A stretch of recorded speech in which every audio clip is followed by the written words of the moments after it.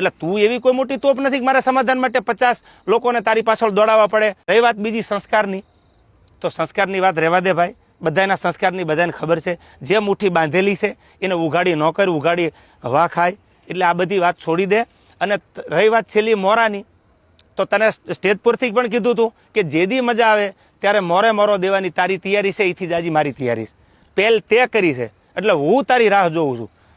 સમાધાન પછી સ્થિર પાણીમાં કાંકરીનો ઘા તે કર્યો છે, તો હું તારી રાહ જોઉં છું. આઈ એમ વેઇટિંગ ફોર યુ. કોઈ લાંબી ચર્ચા કરવાની જરૂર નથી. મેં આની પહેલાંય કીધું હતું ને, હજી કહું છું, ડાયલોગબાજી બંધ કરી દે. તારી રાહે રાહ છે, પહેલ તે કરી છે, મેં નથી કરી. તને જ્યારે મજા આવે ત્યારે મારી ઓફિસ છે ઇસ્કોન આંબલી રોડ ઉપર અમદાવાદ, તો ભલે. બાકી તને મારા બધા એડ્રેસ તારી સાથે જે બેસે છે એ મારી સાથે બેસે છે, એની બધી ખબર છે, પૂછી લેજો. ઓકે. રહી વાત બીજી મઢડાની, કે જ્યારે સમાધાન મને દાદુભાઈ બોલાવ્યો એટલે મેં કીધું કે માના દરબારમાં માથી મોટું મારા માટે કોઈ હોય નહીં. મારા માટે જે કાંઈ છે, હું જેના ઉપર વિશ્વાસ અને શ્રદ્ધા રાખું છું એ સોનબાઈમાનું મંદિર છે. એટલે મેં માફી માંગી લીધી.